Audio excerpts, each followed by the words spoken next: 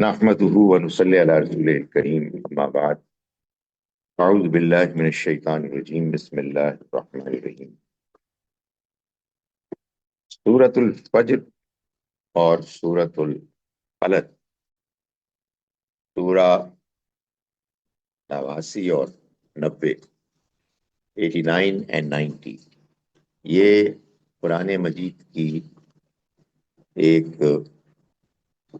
Pair सूरतों का एक स्पेसिमेन।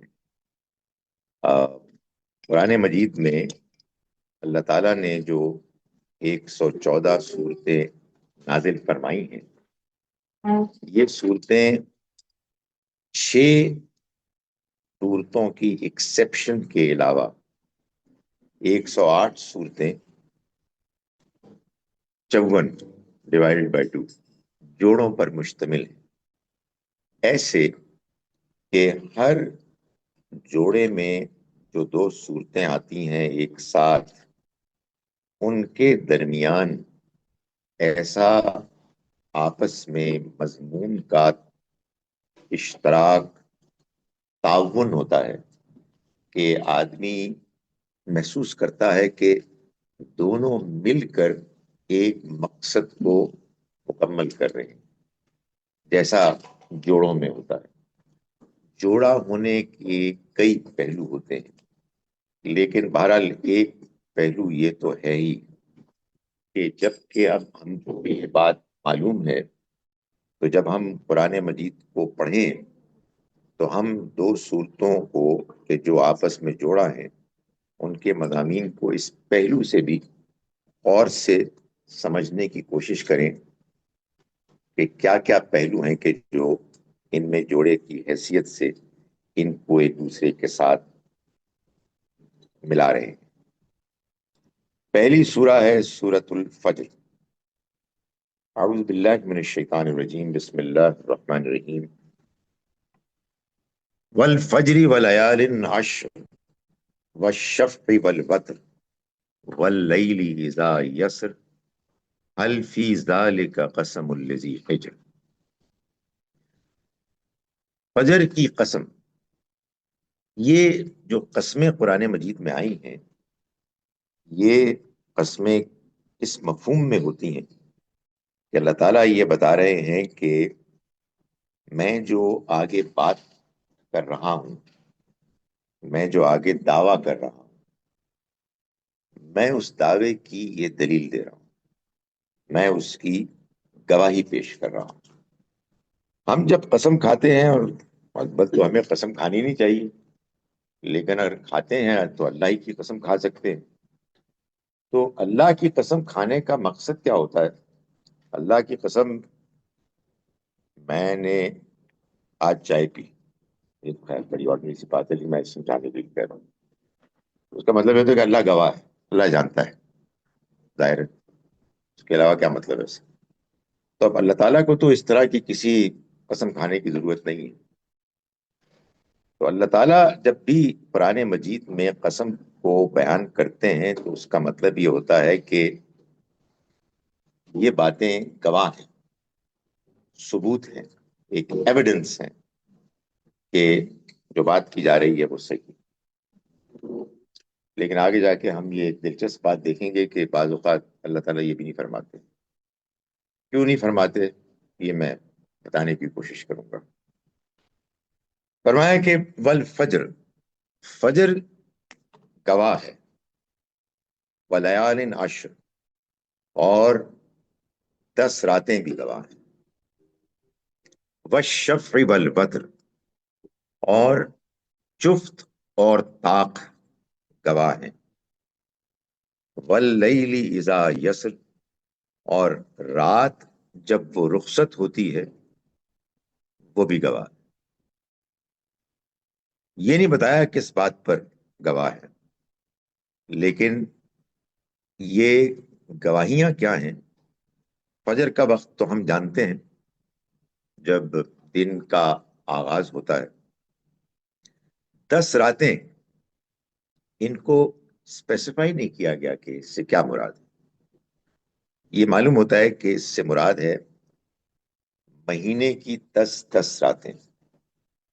یہ جو مہینہ ہوتا ہے ہمارے چاند کا مہینہ ہے، تو اس میں پہلی 10 راتیں ہوتی ہیں، پھر اگلی 10 راتیں ہوتی ہیں، پھر اس سے اگلی 9 یا 10 راتیں ہوتی ہیں.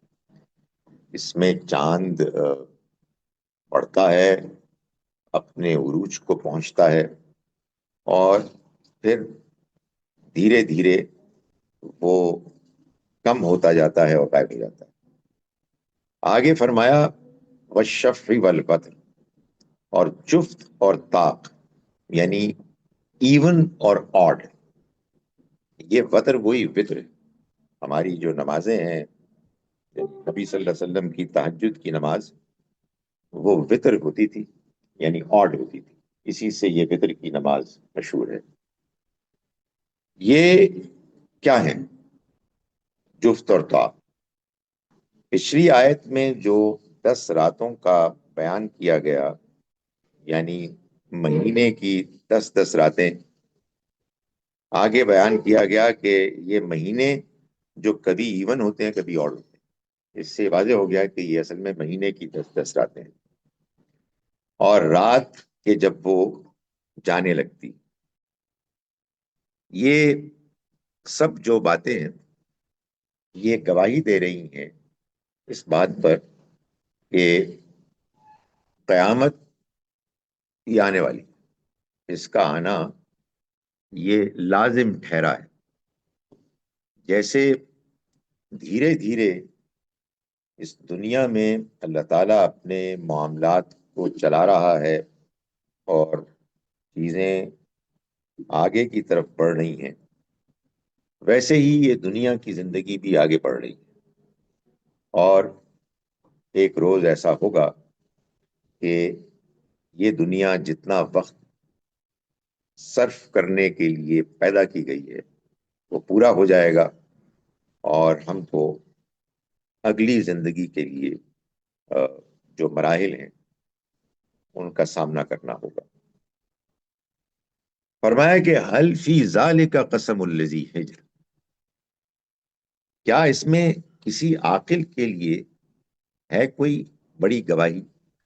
یعنی اللہ تعالیٰ یہ بتا رہے ہیں کہ یہ جو دنیا میں تمہارے گرد و پیش میں اللہ کی بنائے ہوئے نظام کے مختلف شواہد ہیں، یہ اصل میں غور کرنے کے لیے. یہ اس لیے ہے کہ ٹھیک ہے اس سے آپ کو فائدہ بھی پہنچتا ہے، لیکن اللہ نے جو عقل دی ہے اس عقل کو استعمال کر کے ہمیں یہ بات بھی سمجھنی چاہیے کہ اس کے علاوہ اللہ کے ہاں کیا پیغام ہے، کیا ہدایت ہے کہ جو پوشیدہ ہے. قرآن مجید کو جب ہم پڑھتے ہیں تو یہ بات معلوم ہوتی ہے کہ یہ اللہ کتاب ہم کو قدم قدم پر غور کرنے کی دعوت دے رہی. یہ کتاب اس لیے نہیں آئی ہے کہ اس کی محض بیس سمجھے تلاوت کی جائے اور اس سے ثواب حاصل کرنے کی امید رکھی جائے. یہ ہدایت کی کتاب ہے، اور اس کتاب میں جو چیزیں بیان کی گئی ہیں وہ انسان کو اپنی طرف متوجہ کرتی ہیں کہ وہ عقل کو استعمال کر کے بات کو سمجھے. تو فرمایا کہ یہ سب چیزیں اس بات پر گواہ ہیں کہ یہ دنیا جس نے بنائی ہے اس نے ایک نظام کے تحت بنائی ہے. وہ نظام بڑی پابندی کے ساتھ چل رہا ہے، اور یہ دنیا بھی اسی طرح سے اپنی اس منزل کی طرف بڑھ رہی ہے. جس طرح رات اپنے اختتام کو پہنچتی ہے تو صبح ہوتی ہے، جس طرح ایک مہینہ جب شروع کرتا ہے اپنے سفر کو تو 10 راتوں کے بعد اپنے اختتام کو پہنچتا ہے، بالکل اسی طرح سے یہ دنیا بھی اپنی اصل منزل کی طرف بڑھ رہی ہے اور اس کا بھی اختتام ہو جائے گا. اس پر عقل استعمال کرنے والوں کے لیے ایک دعوت ہے کہ وہ ان گواہیوں کو بھی دیکھیں اور ان سے بات کو سمجھیں۔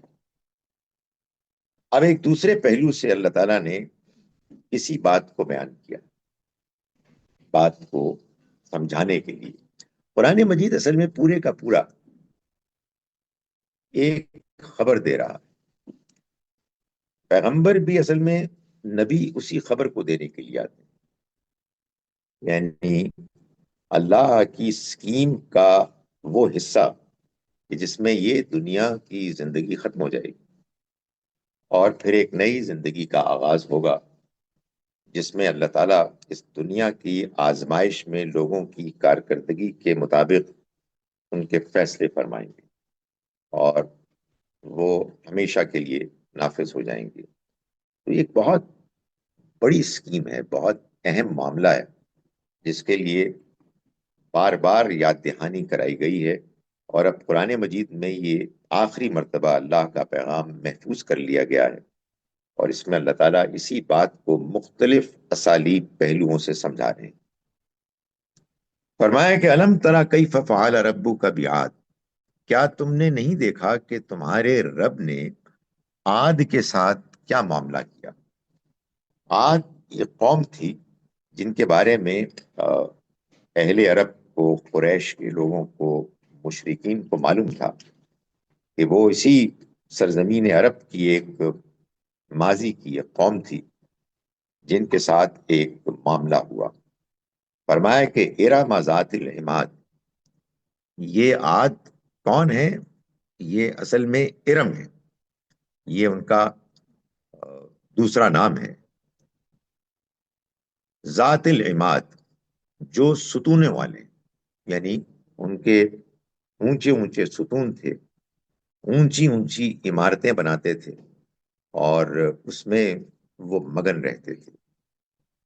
التی لم یخلق مثلها فی البلاد، یہ وہ ہیں کہ دنیا کے ملکوں میں کوئی قوم ان جیسی پیدا نہیں کی گئی، یعنی وہ بڑے قداور لوگ تھے، بڑے مضبوط لوگ تھے، انہوں نے جس طرح سے اپنے مختلف عمارتوں میں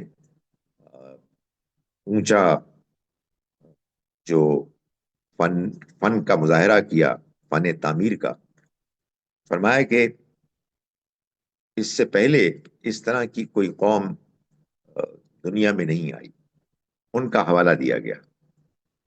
بس سمود الذین جابوا الصخر بالواد، اور کیا تم نے نہیں دیکھا کہ تمہارے رب نے کیسا معاملہ کیا اس سمود کی قوم کے ساتھ؟ الذین جابوا الصخر بالواد، جنہوں نے وادی میں پتھر تراشے، یعنی وہ پتھروں کو تراش کے عمارتیں بناتے، اس میں رہتے اور اس میں فخر کرتے۔ فرمایا کہ تم نے کیا ان کو دیکھا؟ وَفِرْعَوْنَ ذِی الْأَوْتَادِ، اور کیا فرعون کو دیکھا کہ جو ذی الاوتاد، یعنی میخوں والا۔ میخیں یہ ٹینٹس کے لیے استعمال ہوتے ہیں، اور ٹینٹس یہاں اصل میں فوج کو اپنے پڑاؤ ڈالنے کے لیے جو بندوبست کیا جاتا تھا اس کے لیے استعمال کیا جاتا تھا۔ سو یوں قرآن نے میخوں کا ذکر کر کے کہ فرعون میخوں والا، یہ بات بیان کی کہ فرعون فوجوں والا، یعنی فرعون کے ہاں سٹینڈنگ آرمیز تھی، یعنی وہ آرمی کے جس کے لیے باقاعدہ ٹینٹس تھے، وہ ٹینٹس کہ جو میخوں پر کھڑے ہوتے تھے۔ سو فرمایا کہ کیا تمہیں نہیں معلوم کہ تمہارے رب نے اس کے ساتھ کیا معاملہ کیا؟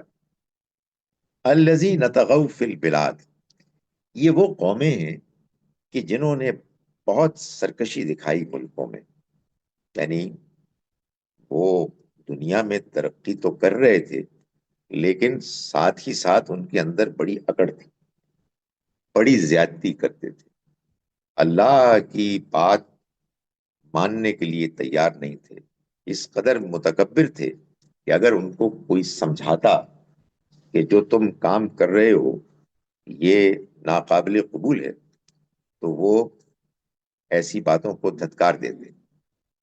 تو فرمایا کہ فَصَبَّ عَلَيْهِمْ رَبُّكَ سَوْطَ عَذَابٍ فَأَكْثَرُوا فِيهَا الْفَسَادَ، تو انہوں نے اس میں یعنی ملکوں میں بہت فساد مچایا. فَصَبَّ عَلَيْهِمْ رَبُّكَ سَوْطَ عَذَابٍ، تو تمہارے رب نے ان کے اوپر عذاب کا کوڑا برسایا.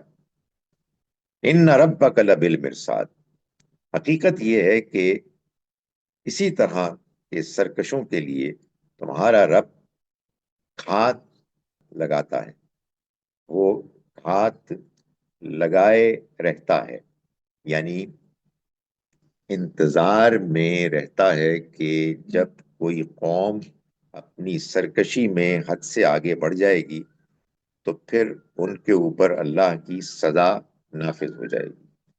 تو یہ چند قومیں ہیں جن کا ذکر کیا اور یہ بتایا کہ یہ بھی اس بات کی گواہی دے رہی ہیں کہ جیسے دنیا میں اللہ نے بعض قوموں کو چنا کہ ان پر اس کا عذاب، اس کا تازیانہ برسے، ویسے ہی اللہ کا فیصلہ پوری دنیا کے بارے میں ایک روز نافذ ہو جائے گا کہ لوگوں کو حساب کتاب کے لیے اکٹھا کیا جائے گا، جمع کیا جائے. سو اصل بات یہ ہے کہ یہ دنیا کی زندگی جس میں بعض لوگ جب رہتے ہیں اور اپنی طاقت، اپنی ترقی کو دیکھتے ہیں تو بھول جاتے ہیں کہ یہ ہمیشہ کے لیے نہیں ہے، یہ چند روز کے لیے ہے اور اس کے بعد اس کا خاتمہ ہو جائے گا. اور وہ یہ ماننے کے لیے تیار نہیں ہوتے کہ یہ تو محض ایک امتحان ہے. اس امتحان میں اگر صحیح رویہ اختیار نہ کیا تو پھر اللہ تعالیٰ اس دنیا میں بھی سزا دے سکتا ہے، لیکن آخرت میں تو لازماً وہ پکڑے گا. تو فرمایا کہ فامل انسان، لیکن انسان کا معاملہ عجیب ہے. اذا مبتلاہ ربہ، جب اس کا رب اس کو آزماتا ہے، فاکرمہ ونعم، اور اس کے لیے اس کو عزت بخشتا ہے اور نعمتیں دیتا ہے، نعمتیں عطا فرماتا ہے. فیقول ربی اکرمن، تو وہ کہتا ہے کہ میرے رب نے میری شان بڑھائی، یعنی کیا میری حیثیت ہے، کیا میرا مقام ہے، میں دنیا میں دوسروں کے مقابلے میں کتنا اونچا، کتنا بڑا باعزت ہوں. واما، اور جب اذا مبتلاہ، وہ آزماتا ہے اس کو، فقدر علیہ رزقا، اور وہ اس پر رزق کو تنگ کرتا ہے، فیقول ربی اہانن، تو کہتا ہے کہ میرے رب نے مجھے ذلیل کر دیا، رسوا کر دیا. یعنی بتایا ہی جا رہا ہے کہ دنیا میں انسان کو چاہے اچھے حالات درپیش ہوں، چاہے مشکل حالات درپیش ہوں، یہ دونوں ہی آزمائش ہیں. لیکن انسان عجیب ہے کہ جب حالات اچھے ہوتے ہیں تو کہتا ہے کہ کیا بات ہے، کیا شان ہے میری، لیکن جب حالات برے ہوتے ہیں تو کہتا ہے کہ میرے رب نے مجھ کو ذلیل کر دیا، رسوا کر دیا. فرمایا کہ کلا، نہیں، ایسا نہیں. یعنی نہ اچھے حالات انسان کے لازماً کامیاب ہونے کی کوئی علامت ہے، اور نہ برے حالات انسان کی ناکامی کا کوئی لازماً اللہ کی طرف سے فیصلہ ہے. یہ دونوں ہی آزمائش ہے. اس کا یہ مطلب نہیں ہے کہ آدمی دنیا میں اپنے حالات کو اچھا کرنے کی کوشش نہ کرے، مگر اس کا یہ لازماً مطلب ہے کہ آپ اپنی طرف سے پوری کوشش کرتے ہیں، اس کے باوجود حالات اچھے نہیں ہوتے تو آپ یہ سمجھیں کہ ناکامی ہے اور اللہ آپ سے ناراض ہے اور وہ آپ کے اوپر اس تنگی کو ڈال کر اپنی ناراضی کا اظہار کر رہا ہے، اور اگر حالات اچھے ہو جائیں تو آپ سمجھیں کہ اب تو ہم کامیاب ہیں۔ فرمایا کلا، ہرگز نہیں، یہ دونوں ہی باتیں غلط ہیں۔ بلکہ اصل بات یہ ہے کہ لا تکرمون الیتیم، تم یتیم کی عزت نہیں کرتے، اس کا اکرام نہیں کرتے۔ یعنی اصل بات یہ ہے کہ یہ زندگی ایک آزمائش ہے، اور اگر اے قریش کے لیڈروں، تم کو اللہ نے اقتدار دیا ہے، دولت دی ہے، تو تم کو اس دنیا کی زندگی کے امتحان کی حقیقت کو سمجھ کر ان لوگوں کی خدمت کرنی چاہیے کہ جو اس فراوانی سے محروم ہیں کہ جو تم کو حاصل ہے، تو تم یہ کرو۔ یتیموں کے بارے میں یہ نہیں کہا گیا کہ ان کو وہ کھلاتے پلاتے نہیں ہیں، بلکہ کہا گیا ان کی عزت نہیں کرتے۔ یعنی کھلانا پلانا، ان کی ضرورت کو پورا کرنا تو اپنی جگہ پر ہے، وہ تو ہونا ہی چاہیے، لیکن یہ سب کچھ ہونا چاہیے ایسے کہ ان کا احترام کیا جائے، یعنی ان کو اپنے جیسا سمجھا جائے، ان کو اللہ کی طرف سے اپنے لیے نیکی کا کام کرنے کا موقع فراہم کرنے کا ذریعہ سمجھا جائے، یہ جانا جائے کہ یہ وہ بچے ہیں جن کو اللہ نے اپنی اسکیم کے تحت اس امتحان میں ڈالا ہے کہ وہ اس دور سے گزریں کہ جب ان کے سر پر ان کے باپوں کا سایہ نہیں ہے اور معاشرہ ان کی خدمت کرے گا۔ تو یہ اللہ تعالیٰ فرما رہے ہیں قریش کے لوگوں کو کہ تم یتیموں کی عزت نہیں کرتے، ان کا احترام نہیں کرتے۔ ولا تحاضون علی طعام المسکین، اور مسکینوں کو کھانا کھلانے کے لیے ایک دوسرے کو ابھارتے نہیں۔ یعنی یہ ضروری نہیں ہے کہ آپ مالدار ہیں اور آپ کو لوگوں کو کھلانا پلانا ہے، بعض اوقات یہ ممکن ہے کہ آپ کے پاس تو وسائل نہیں ہے لیکن آپ دوسروں کو ترغیب دیتے ہیں، دوسروں کو آپ یہ کہتے ہیں کہ ذرا تم ان کی مدد کرو، یہ ضرورت مند ہے، مگر یہ نہیں کرتے۔ وَتَأْكُلُونَ التُّرَاثَ أَكْلًا لَمًّا، اور تم وراثت کا مال ہڑپ کرتے ہو، اکل لما، خوب، یعنی ایسے تم ہڑپ کرتے ہو کہ سمیٹ لیتے ہو اور اس کو اپنے ہی پاس رکھتے ہو، دوسروں کو دینے سے انکار کرتے ہو۔ وَتُحِبُّونَ الْمَالَ حُبًّا جَمًّا، اور تم مال سے محبت کرتے ہو ایسے کہ وہ مال تم حاصل کرو اور اپنے پاس سینت سینت کے رکھو، خوب جمع کرو۔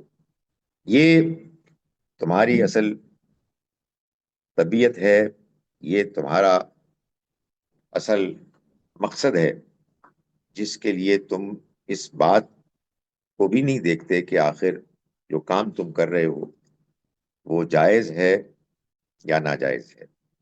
یہ ان لوگوں کو کہا جا رہا ہے جن لوگوں کے سامنے اللہ کا پیغام پیش کیا جا رہا تھا کہ وہ اس پر ایمان لائیں، مگر وہ اس کا انکار کر رہے تھے۔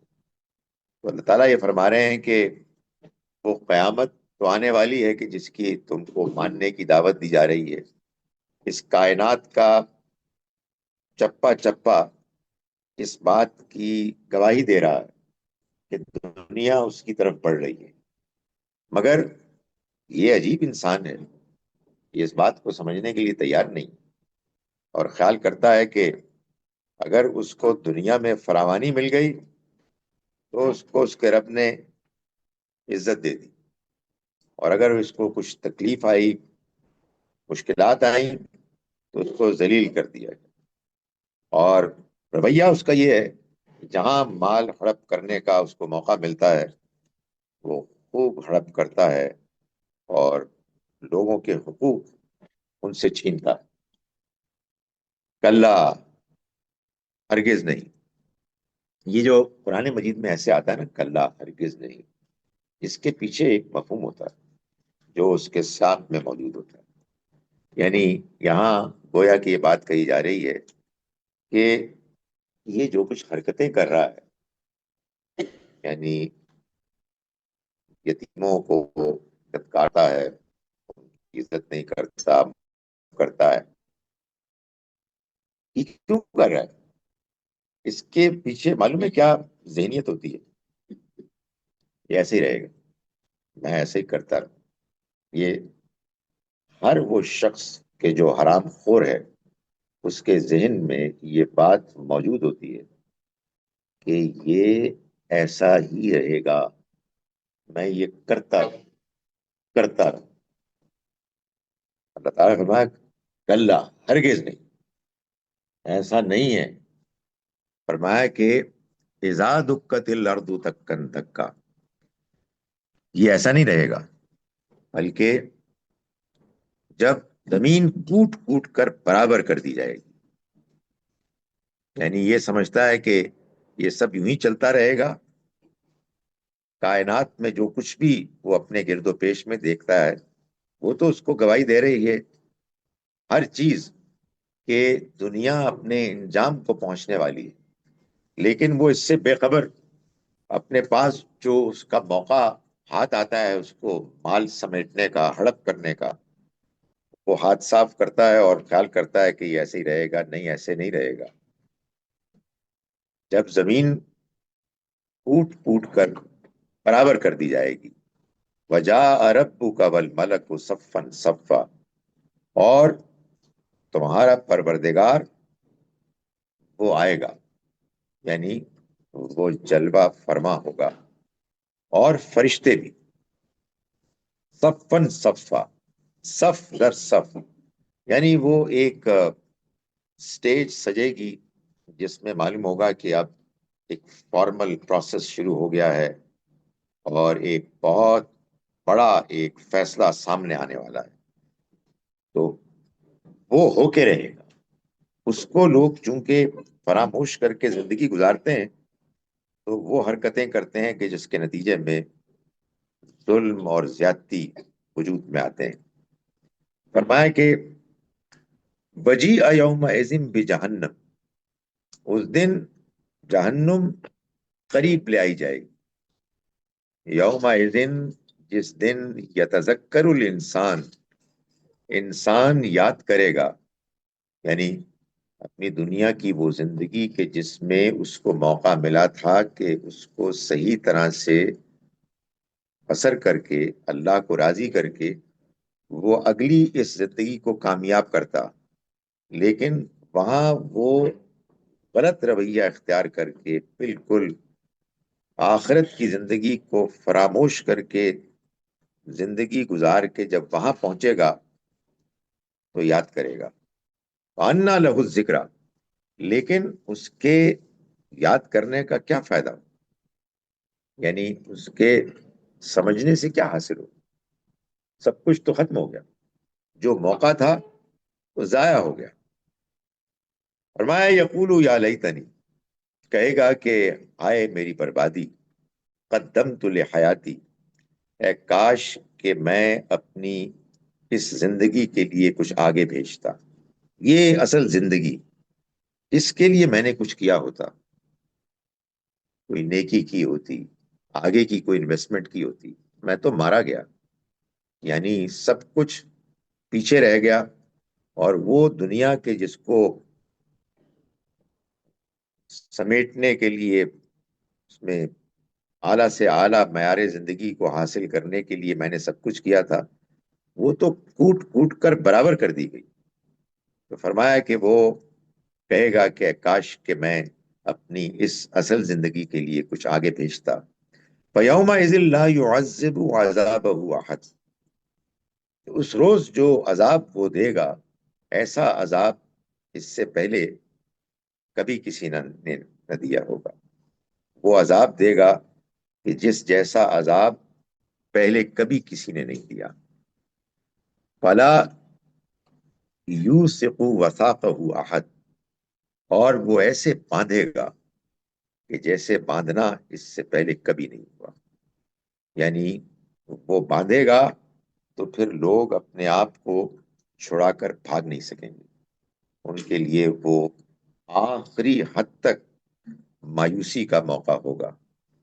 یہ وہ دن ہے کہ جس کو فراموش کرنے کے نتیجے میں لوگ دنیا میں دندناتے ہیں اور اپنے اختیار کا غلط استعمال کرتے ہیں، اور ان یتیم بچوں کو کہ جو اللہ کی اسکیم کے تحت یتیم تھے، ان کی کمزوری کا فائدہ اٹھا کے وہ ان سے زیادتی کرتے ہیں، دوسروں کے ساتھ وہ ناانصافی کرتے ہیں.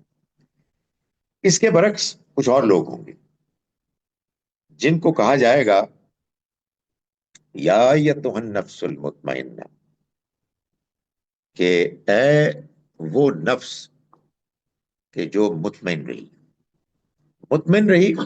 وہ جو پیچھے بات ہوئی تھی نا کہ انسان کا عجیب معاملہ ہے کہ جب اس کو اس کا رب نوازتا ہے، مال دیتا ہے، تو وہ کہتا ہے کہ مجھے اس نے عزت بخشی، اور جب وہ اس کے اوپر رزق تنگ کرتا ہے تو وہ کہتا ہے کہ اس نے مجھے رسوا کر دیا. لیکن ایسے بھی لوگ ہیں کہ جو ہر حال میں مطمئن رہتے ہیں. وہ اپنی زندگی میں اپنی بہتری کے لیے کوشش کرتے ہیں، لیکن اس کے باوجود اگر ان کو وہ میسر نہیں آتا کہ جو اوروں کو میسر ہے، تو اس پر وہ واویلا نہیں مچاتے، وہ احتجاج نہیں کرتے، بلکہ وہ مطمئن رہتے. ان کا نفس مطمئنہ.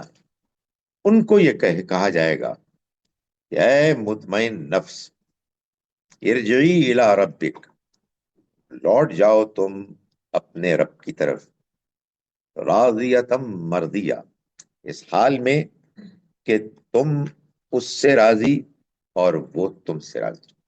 یعنی تم نے جو دنیا میں پرفارمنس دکھائی، جس میں تم اپنی زندگی میں اپنے رب کی طرف سے آئے ہوئے فیصلوں پر مطمئن رہے، تو اب وہ دن آ گیا ہے کہ جب وہ تمہیں مطمئن کر دے.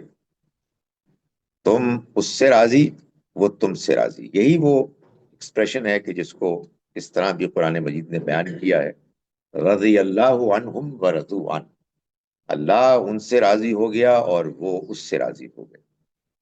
فادخلی فی عبادی، تو تم داخل ہو جاؤ میرے بندوں میں. وادخلی جنتی، اور داخل ہو جاؤ میری جنت میں. اس کے بعد جو اس کی اگلی سورہ ہے، جوڑا سورہ، وہ ہے سورہ بلد.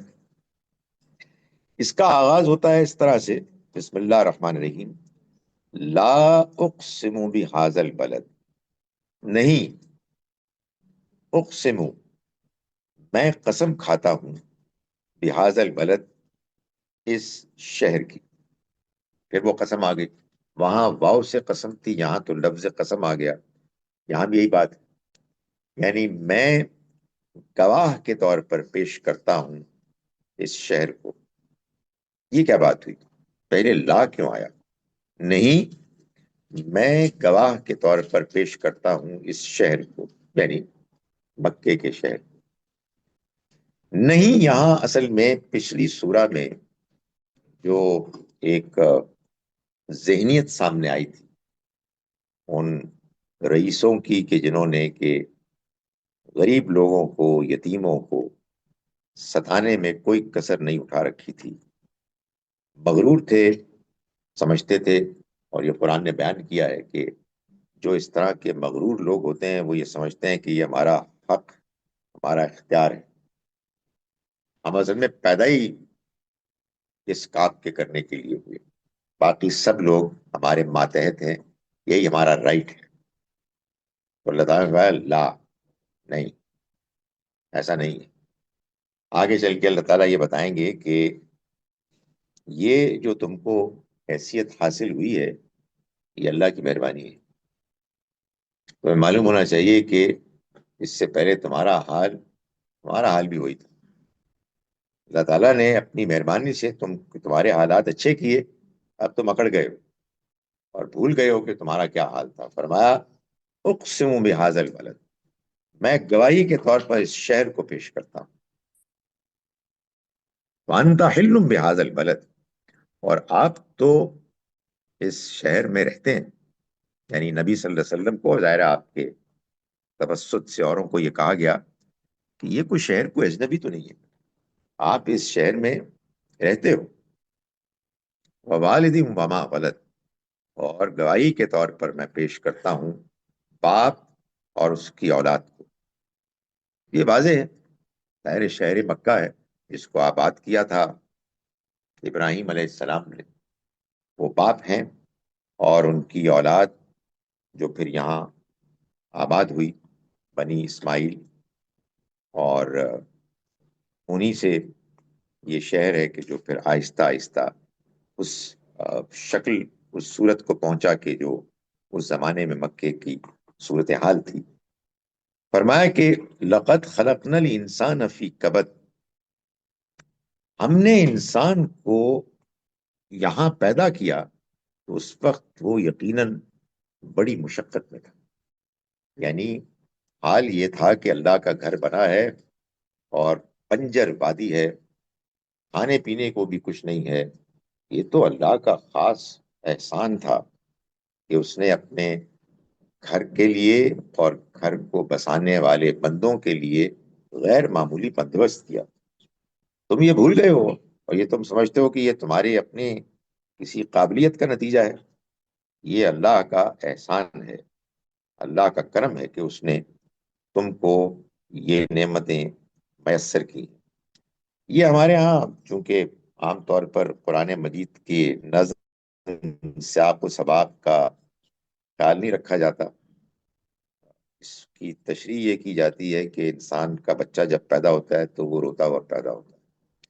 اس کا کیا تعلق ہے سورہ مبارکہ کے مضمون سے؟ سورہ مبارکہ جو بات کر رہی ہے بڑی واضح بات ہے کہ یہ قریش کے لوگ جس طرح سے ظلم اور زیادتی کر رہے تھے، ان کو یہ بتایا گیا ہے کہ تم جس غلط فہمی میں مبتلا ہو اس کی کوئی حیثیت نہیں، بے بنیاد ہے یہ بات، تم بھی ایسے ہی تھے، یہ شہر بھی ایسا ہی تھا، یہ تو ہم نے تم پر عنایت کر کے اس کو اس طرح کی نعمتوں سے مالا مال کیا ہے کہ ہر طرف سے لوگ اس گھر کی موجودگی، محبت، عقیدت کی وجہ سے رزق لے کے آتے ہیں، اور تم کو چونکہ مرکزی حیثیت حاصل ہوئی یہاں، اس وجہ سے تم میں سے بعض لوگوں نے پھر اقتدار سنبھالا اور وسائل اپنے ہاتھ میں لے لی اور غریبوں کے ساتھ، یتیموں کے ساتھ زیادتی کرنی شروع کر دی۔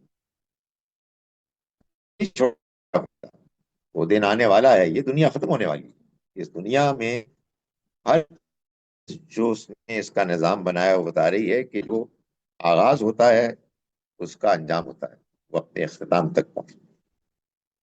فرمایا ایحسب ان لن یقدر علیہ احد، یہ جو نعمتیں ہیں کیا وہ سمجھتا ہے کہ اس پر کسی کا زور نہیں ہے؟ یقول اہلکت مالا لبدا، یہ کہتا ہے کہ میں نے مال لٹا دیا، یعنی جب اس سے پوچھا جاتا ہے کہ کیوں نہیں خرچ کرتے اوروں پر، تو گیا بہت خرچ کیا، آخر خرچ کر ہی رہے ہیں، لٹا لٹا کے کر رہے ہیں۔ فرمایا کہ ایحسب ان لم یرہ احد، کیا وہ سمجھتا ہے کہ اسے کسی نے دیکھا نہیں؟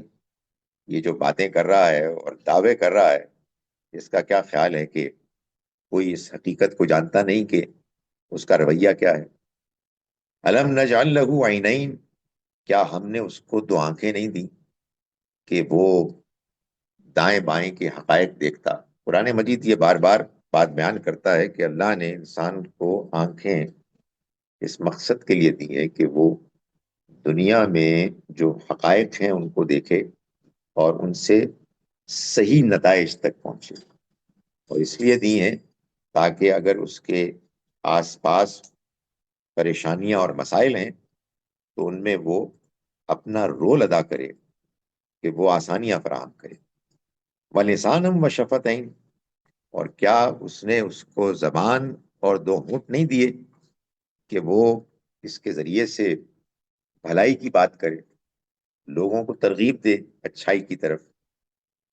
وَهَدَيْنَاهُ النَّجْدَيْنِ، اور اس نے دونوں راستے کیا اس کو نہیں سجھائے. یعنی اللہ نے انسان کو جب اس دنیا میں بھیجا تو ساتھ ہی ساتھ اس کو یہ بتا دیا اس کی فطرت میں کہ صحیح کیا ہے اور غلط کیا ہے. جو بات ہم نے کل ڈسکس کی کہ اس دنیا میں اللہ تعالیٰ نے انسان کو جس فطرت کے ساتھ بھیجا ہے، اس فطرت میں یہ بات واضح طور پر موجود پیوست ہے کہ صحیح کیا ہے، غلط کیا ہے، پسندیدہ کیا ہے اور ناپسندیدہ کیا ہے، یعنی اخلاقی طور پر. تو کیا یہ سب اس کو نہیں ملا؟ ملا ہے تو پھر کیوں آخر اس نے ان نعمتوں کو استعمال نہیں کیا؟ فرمایا کہ فلق تحمل عقبہ، مگر اس نے یہ نہیں کیا کہ وہ گھاٹی پر چڑھتا. اب یہ قرآن مجید ایک تصور، ایک ریالٹی کو بیان کر رہا ہے کہ اس دنیا میں انسان کو اس دنیا کی اصل حقیقت، اس کے بنانے والے کی معرفت حاصل ہوگی اگر وہ اپنے اندر کی فطرت کے تقاضوں کو پورا کرے گا. کہنے کا مقصد یہ ہے کہ اگر وہ اچھا انسان بنے گا. اچھا انسان بننے میں کچھ مشکلات آتی. قرآن مجید نے ان مشکلات کو بیان کیا کہ یہ ایک گھاٹی ہے، یہ ایک چڑھائی ہے جس پر بہرحال چڑھنا ہے. کیونکہ جو کام پسندیدہ اور مطلوب ہے وہ کام کچھ ہیں، کچھ محنت طلب، کچھ اس میں قربانی دینی پڑتی ہے. کم از کم سستی کی قربانی تو دینی پڑتی ہے، آدمی کو کچھ کرنا پڑتا ہے. You have to be active. So اللہ تعالیٰ یہ کہہ رہے ہیں کہ یہ جو قریش کے یہ لیڈرز کر رہے ہیں زیادتیاں، یہ چڑھائی پر نہیں چڑھ سکے. یہ چڑھائی ہے اصل میں جو آگے جا کے معلوم ہوتا ہے کہ جس پہ کوئی اگر چڑھے گا نیکی کے کاموں کی چڑھائی پر تب اس کو ایمان نصیب ہوگا. یہ قرآن کا ایک بڑا واضح آپ کا یہ مقدمہ ہے، ایک پریمس ہے، اس کا اصول کہ اللہ کی طرف سے آئی ہوئی وحی یہ ایک روشنی ہے. انسان کے اندر اس کی فطرت میں، اس کے دل میں جو فطرت کی پاکیزگی ہے وہ بھی ایک روشنی ہے. یہ خارج کی روشنی، اللہ کی وحی کی روشنی، اس اندر کی روشنی کو جب مل کر ایک مکمل کرتی ہے پورے سسٹم کو، تو نور علی نور، روشنی پر روشنی. یعنی انسان پھر ایمان سے متعارف ہوتا ہے. ایمان کی توفیق نصیب. یہاں یہ بن رہا ہے کہ جو مکے والوں کے ساتھ معاملہ ہوا وہ یہ ہوا کہ انہوں نے ان میں سے کوئی کام بھی نہیں کیا. فرمایا کہ تو یہ چڑھائی نہیں چڑھا. وما ادراک ما العقبہ، اور تم کیا جانو کہ وہ چڑھائی کیا ہے. فرمایا فک رقبہ، وہ چڑھائی ہے گردنوں کا چھڑانا، یعنی غلاموں کا آزاد کرنا. اللہ تعالیٰ نے قرآن مجید میں ہم کو یہ بتایا ہے کہ غلاموں کا آزاد کرنا یہ ایک بڑی نیکی ہے. غلام جس زمانے میں قرآن نازل ہوا اس زمانے میں ایک حقیقت تھی. یہ ایک ایسا نظام تھا جس میں کہ جنگی قیدی غلام بنتے تھے. چنانچہ اللہ تعالیٰ نے یہ بات پہلے دن سے ہی واضح کر دی کہ یہ ایکسیپٹیبل نہیں ہے، ان کو ختم کرنا ہے، اس غلامی کو ختم کرنا ہے. لیکن اللہ حکیم ہے، اس نے غلامی کے خاتمے کا جو طریقہ اختیار کیا وہ تدریج کا طریقہ، اور اس طرح یہ بات واضح کر دی کہ معاشرے کے اندر جو برائیاں موجود ہوتی ہیں گہرائی کے ساتھ، ان کو یکسر فوراً اوور نائٹ ختم نہیں کیا جا سکتا. آپ اگر ایسا کریں گے تو وہ دوبارہ لوٹ آئیں گی، بیک فائر کریں گی۔ چنانچہ اس بات کی بنیاد بالکل آغاز سے رکھ دی گئی کہ یہ ایک برائی ہے، گردنیں لوگوں کی پھنسی ہوئی ہیں، ان کو آزاد کرنا ہے، اور اس کے لیے لوگ آگے بڑھیں، اور یہ بہت بڑی نیکی ہے۔ وَإِطْعَامٌ فِي يَوْمٍ ذِي مَسْغَبَةٍ، اور کھانا کھلانا اس دن جب بھوک ہے، جب لوگوں کو تکلیف ہو، یعنی لوگ کھاتے پیتے لوگ بھی کھانے کے معاملے میں کچھ اپنے اندر ایک محسوس کر رہے ہو، کمی، مشکل۔ فرمایا کس کو کھانا کھلانا ایسے دنوں میں؟ یتیمن ذا مقربہ، ان یتیموں کو کہ جو رشتہ دار ہیں، او مسکینن ذا متربہ، یا خاک آلود مسکینوں کو، پڑے ہوئے ہیں بیچارے، بھوکے ہیں، ان کو کھانا کھلانا۔ یہ وہ چڑھائی ہے، یہ چڑھائی جو چڑھے گا، فرمایا ثم کان من الذین آمنوا، پھر وہ ہوا ان لوگوں میں سے جو ایمان لائے۔ یعنی قرآن یہ بتا رہا ہے کہ انسان کے اندر اچھا اخلاق ہوگا، اچھا کردار ہوگا، تو تب وہ ایمان پائے گا۔ یہ ایمان یعنی سچا حقیقی ایمان جو آدمی کو مطمئن کرتا ہے، آدمی اس پر کنونس ہو کے دنیا کی زندگی کو اس نگاہ سے دیکھتا ہے جس نگاہ سے کہ اللہ تعالیٰ چاہتا ہے کہ انسان دیکھے۔ یہ ایسے ہی نصیب نہیں ہوتا، یہ انسان کو نصیب ہوتا ہے اس طرح سے کہ وہ نیکی کے کام کرتا ہے، اس میں آگے بڑھتا ہے، اور یہ ایک چڑھائی ہے۔ فرمایا کہ وہ پھر ہوا ان لوگوں میں سے کہ جو ایمان لائے، وتواصوا بالصبر وتواصوا بالمرحمہ، اور ایک دوسرے کو صبر ثابت قدمی کی تلقین کی، اور ایک دوسرے کو ہمدردی کی نصیحت، یعنی وہ خود بھی اچھائی کرتے ہیں اور دوسروں کو بھی وہ اچھائی کی، ہمدردی کی تلقین کرتے ہیں۔ فرمایا کہ یہ لوگ ہیں اولئک اصحاب المیمنہ، یہ لوگ ہیں کہ جو خوش بخت ہیں، یہی دائیں ہاتھ والے ہوں گے، یہی کامیاب ہوں گے، یہی جنت میں جائیں گے۔ والذین کفروا بآیاتنا، رہے وہ لوگ کہ جنہوں نے ہماری آیات کا انکار کیا، ہم اصحاب المشأمہ، وہ بدبخت ہیں، وہ بائیں ہاتھ والے ہوں گے، وہ جہنمی ہوں گے۔ یہاں آپ نے دیکھا کہ ایمان والوں کی ایک لمبی بیان کر دی فہرست ان کے اچھے اعمال کی اور پھر ایمان کی، اور دوسری جانب الذین کفروا کہہ کے بات ختم کر دی۔ یعنی مطلب یہ ہے کہ آپ بھی غور فرماؤ، جو بات وہاں بیان کی گئی ہے اس کا الٹ سارے کا سارا یہاں رکھو۔ یعنی یہ لوگ اگر نیکی کرتے ہیں تو یہ لوگ بدی کرتے ہیں، اس وجہ سے یہ ایمان سے محروم ہیں اور انکار کیے ہوئے ہیں، تکبر میں مبتلا ہے، تو یہ بدبخت لوگ ہیں، یہ مارے جائیں گے۔ علیہم نار مؤصدہ، ان کے اوپر وہ آگ ہوگی کہ جو ان پہ موند دی جائے گی، وہ آگ میں موندے ہوئے ہوں گے، یعنی ایسے ان کو ڈھانک دیا جائے گا کہ جس کے بعد وہ وہاں سے نکل نہیں پائیں گے۔ اقول قولی ھذا واستغفر اللہ لی ولکم۔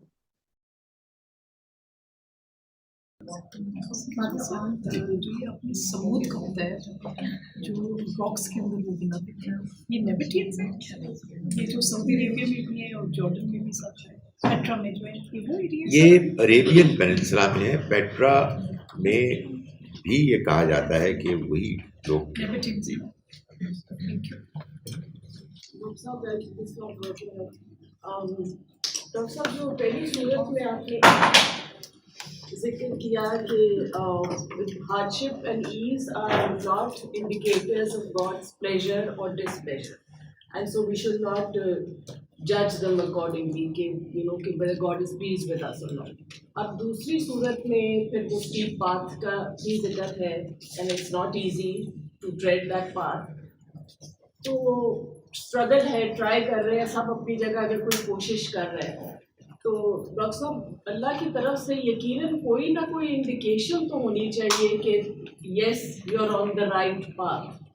And I think everybody does feel it individually and yet we are told not to be arrogant about it and not to think that no you're on the right path or you're not. تو کیا یہ کیسے ہو سکتا ہے کہ اللہ کوئی indication نہیں دے گا؟ ایک اور جو آتی ہے کہ on the day of judgment no soul is going to be surprised also. He says you will know. سب کو پتہ ہوگا انہوں نے کیا کیا ہوا ہے. یعنی کہ یہاں سے ہم وہ نالج ایک طرح سے لے کے جا رہے ہیں کہ ہم صحیح تھے یا ہم غلط تھے. اب یہ سارا تھوڑا کانٹراڈکٹری ہو جاتا ہے کہ there is no indication of God's pleasure اور displeasure and yet we need to constantly struggle and constantly try to attain that you know tread the step path. تو اللہ جتنا رحمان ہے اور رحیم ہے آئی ایم شیور وہ اپنے بندے کو کچھ نہ کچھ تو ایک انکریجمنٹ تسلی دے گا کہ yes you are on the right path.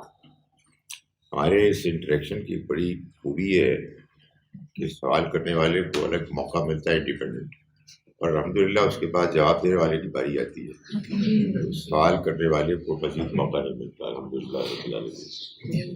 لیکن گزارش یہ ہے کہ آپ کے سوال میں یہ بات کچھ امپلائڈ سی مجھے لگی کہ انسان رائٹ ٹریک پہ ہے یا رانگ ٹریک پہ.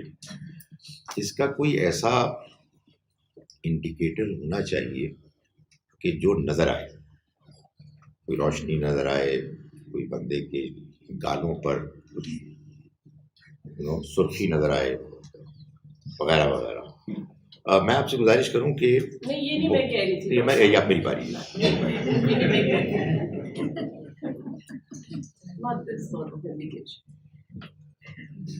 کوئی ورڈلی انڈیکیشن ہو. ظاہر آدمی جب کچھ طنز کرتا ہے تو کچھ طرح ایگزیجریٹ بھی کرتا ہے، لیکن میں جو گزارش کر رہا ہوں یہ ہے کہ اللہ تعالیٰ نے بالعموم جو انڈیکیشن رکھی ہے وہ اس کے باطن میں رکھی. یعنی آدمی اپنے عمل کے نتیجے میں مطمئن ہوتا ہے، اور اس کا یہاں اشارہ بھی کیا گیا سورہ مبارکہ میں کہ معاملہ ٹھیک ہے، اور وہ سوچتا ہے، وہ کریٹیکلی ایگزامن بھی کرتا ہے، لیکن اس کو اطمینان ہوتا ہے کہ جو کچھ وہ کر رہا ہے وہ ٹھیک ہے. اس پر مزید یہ کہ اللہ نے اپنے پیغمبروں کے ذریعے سے اس حقیقت کو واضح کرنے کے لیے کہ یہی رویہ ہے کہ جو اللہ کے یہاں مطلوب ہے، انسانی تاریخ میں بعض موقعوں پر اس کا بھی اہتمام کیا کہ اس کے رسول آئیں، وہ اللہ کے اس پیغام کی دعوت دیں کہ جو پیغام یہی بتا رہا ہے کہ آپ صحیح رویہ اختیار کریں گے تو آپ کامیاب ہوں گے، اور غلط رویہ اختیار کریں گے تو آپ ناکام ہوں گے. اور وہ رسول ان ایڈیشن یہ بات بھی بتاتے ہیں کہ یہ جس کی ہم آپ کو دعوت دے رہے ہیں آخرت میں کامیابی کی، اس دنیا میں بھی ہم اس کا آپ کے سامنے بالآخر مظاہرہ دکھائیں گے. اس لیے کہ ہمارے ذریعے سے اللہ تعالیٰ نے یہ طے کیا ہے کہ دنیا میں بھی وہ تبدیلی آئے کہ وہ لوگ کہ جو ابھی کل ہی طاقتور تھے وہ مغلوب ہو جائیں گے، اور جو کمزور تھے، ایمان لانے والے تھے، وہ غالب آ جائیں گے. سو اللہ تعالیٰ نے مختلف پہلوؤں سے انسان کے اطمینان کا طریقہ اختیار کیا ہے. وہ طریقہ ایسا نہیں ہے کہ جس میں اسی دنیا میں فیصلہ ہو جائے، اس لیے کہ دنیا کی زندگی کو اس نے بہرحال امتحان اور آزمائش کی دنیا کے طور پر رکھنا تھا. آخرت میں لوگوں پر یہ بات واضح ہو جائے گی، وہ جانتے ہوں گی بات صحیح ہے. اس کی وجہ یہ ہے کہ انسان جب اس دنیا سے وہاں جائے گا تو وہ جان لے گا کہ غلطی ہوگی، سب کچھ برباد ہو گیا، میرا رویہ ٹھیک نہیں تھا. تو دنیا میں وہ جو قرآن کہہ رہا ہے نا نفس المطمئنہ، اس میں یہ بتا رہا ہے کہ ایک اطمینان ہوتا ہے انسان کو اور وہ لوگ جو غلط کام کر رہے ہوتے ہیں ان کے اندر ایک چھپا ہوا گلٹ ہوتا ہے جو ان کو کاٹ رہا ہوتا ہے، لیکن وہ اس کو نظر انداز کر رہے ہوتے ہیں۔ اگر یہ نہ ہو تو پھر تو کسی کے حساب کتاب، کسی کے کامیاب کرنے اور ناکام کرنے کی کوئی بنیاد ہی نہیں ہے۔ تو اللہ نے یہی بات بیان فرمائی ہے کہ اس نے انسان کو یہ احساس، یہ انڈرسٹینڈنگ دے کر بھیجا ہے، جس کے بعد پھر وہ دنیا میں انسان کو آزاد چھوڑتا ہے، لیکن چونکہ ایک امتحان ہے اس لیے نافرمانی اور زیادتی کے نتیجے میں اس کو دنیا میں کامیابی نظر آتی ہے، جس کی وجہ سے وہ آگے بڑھتے ہیں۔ یہ آج سمود اور فرعون کی تو ساری جو کوالٹیز ہیں وہ ماشاء اللہ آج کل سب سے زیادہ مسلمانوں میں ہے، اور جو دہشت گردی لائیو جو ہے اور جو ڈیجیٹل دہشت گردی کو جس طرح جسٹیفائی آج کل کیا جا رہا ہے، اس کے لیے ہمیں اس کو کیسے کاؤنٹر کرنا ہے اور اس کے لیے اسلام کیا کہتا ہے؟ دیکھیے، جیسا کہ میں نے گزارش کی کہ دنیا کی زندگی ساری کی ساری آزمائش، چنانچہ آپ کو جو بھی نعمت ملتی ہے آپ کے اختیار پر چھوڑ دیا گیا ہے کہ آپ اس نعمت کو مثبت طریقے سے پازیٹیولی استعمال کریں یا اس کو مس یوز کریں۔ چنانچہ یہی معاملہ اللہ کے پیغام کا بھی ہے۔ اللہ نے اپنے پیغام اور اپنے دین کو جن لوگوں کے سپرد کیا ہے، یہ اب ان کا اپنا اختیار ہے، اس کو صحیح طرح سے سمجھیں، صحیح طرح سے اس پر عمل کریں اور دنیا والوں کو دعوت دیں، یا اس کو مس یوز کریں، اس کے سمجھنے میں ایک خاص قسم کا تعصب اختیار کریں، اپنی من مانی انٹرپریٹیشنز کریں، اس کے نتیجے میں لوگوں کو ستائیں اور ایک دین کا ایسا چہرہ پیش کریں کہ جو بالکل مسخ شدہ ہو۔ ہمیں کرنا کیا چاہیے؟ ہمیں جو بات صحیح سمجھ میں آتی ہے اس کے مطابق زندگی گزارنی چاہیے، یعنی ہم دین کو سمجھیں، اللہ کے کلام کو سمجھیں اور سمجھتے چلے جائیں، اور جو بات سمجھ میں آئی ہے اس پر عمل کرنے کی کوشش کریں، اور جو ہمارا دائرہ اختیار ہے، جن کو آپ انفلوئنس کر سکتے ہیں، ان کو یہی پیغام پہنچائیں۔ ہر آدمی اپنے اپنے حالات کے لحاظ سے اللہ کے یہاں جواب دے۔ سو یہ امتحان تو قیامت تک رہے گا، اور اس امتحان میں آپ کی امیجیٹ سراؤنڈنگز میں جو سچویشن ہے وہ آپ کا امتحان کا کانٹیکسٹ ہے، اس میں آپ کی پرفارمنس ہے کہ جس کی بیسس پہ آپ کو آخرت میں انعام یا سزا کے لیے جج کیا جائے۔ جی سر، کل بھی اور آج بھی جو ہماری گفتگو میں بہت ساری اس بات پر غور تھا کہ ہماری فطرت میں بتا دیا گیا ہے، رکھی گئی ہے خیر و شر کا فرق، جو اچھائی برائی کا فرق۔ تو سر میرا سوال یہ ہے کہ بہت ساری چیزیں ہماری جو ویلیوز ہیں وہ کنڈیشننگ کی بیس پر ہوتی ہیں، وہ اس لیے نہیں کہ وہ ٹھیک ہیں یا غلط ہیں۔ کوئی انسان مجھ سے مدد مانگ رہا ہے، میں اس کی کیے جا رہا ہوں، وہ اس طرح سے مانگے جا رہا ہے کہ میں اس سے چھوڑ جاتا ہوں اور میں اس سے کبھی انکار کر دیتا ہوں، بعد میں خود گلٹ میں مبتلا رہتا ہوں کہ یار یہ کیا کیا ہے۔ تو میں نے غلط نہیں کیا اس وقت انکار کر کے، لیکن یہ میری کنڈیشننگ ہے کہ یار آپ نے انکار کرنا ہی نہیں ہے کبھی۔ تو کون سے ایسے گناہ ہیں یا ایسی باتیں ہیں کہ میں انہیں مان لوں کہ یہ میری فطرت کی ہیں یا یہ میری کنڈیشننگ ہے؟ بہت ساری ایسی باتیں ہیں جو کہ دو لوگوں کے درمیان ہوتی ہیں، اس کا کسی سے کوئی تعلق نہیں ہوتا، آپ کا ضمیر یہ سمجھ نہیں پا رہا ہوتا کہ یہ کیوں سوسائٹی کو نقصان پہنچانے والا ہے، کیوں یہ گناہ کرتا گیا، لیکن چونکہ بچپن سے ہماری کنڈیشننگ ایک ایسے انوائرمنٹ میں ہوئی ہے کہ ہمیں اتنا بتایا گیا ہے کہ ہم نے یہ سوچنا شروع کر دیا کہ یہ گناہ ہی ہوگا، اور آہستہ آہستہ ہم اپنے آپ کو کوستے رہتے ہیں۔ میں نے بھی جو کل باتیں کی وہ آج کی، اور آپ نے بھی جو کل سوال کیا وہی آج ایک بہتر طریقے سے سوال کیا۔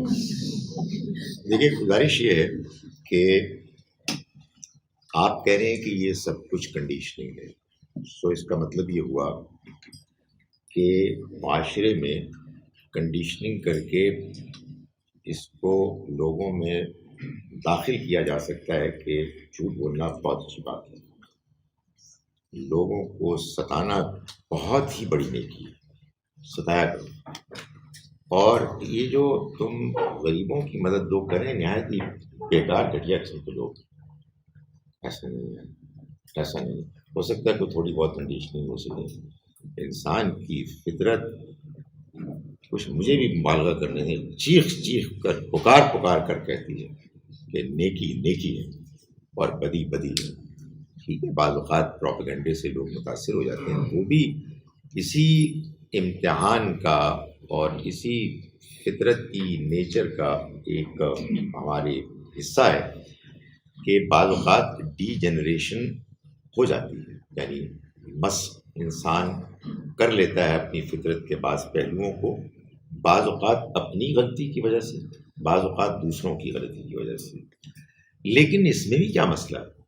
اصل میں تو آخرت میں حساب کتاب ہونا ہے، تو وہاں اللہ تعالیٰ ہر شخص کے بارے میں اس کی شخصیت اور اس کے حالات کے بارے میں جانتا ہوگا، اور یہ تو وہ جانتا ہی ہے کہ اس نے کیا دے کر بھیجا ہے، تو وہ جو اس کے اپنے حالات ہیں، اس کی اپنی جو بھی اس کی کنسٹرینٹس ہیں، ان کو سامنے رکھ کر فیصلہ کرے، اور وہ یہ وعدہ کرتا ہے کہ وہ آخری حد تک انصاف کرے گا، کسی کے ساتھ زیادتی نہیں کرے گا۔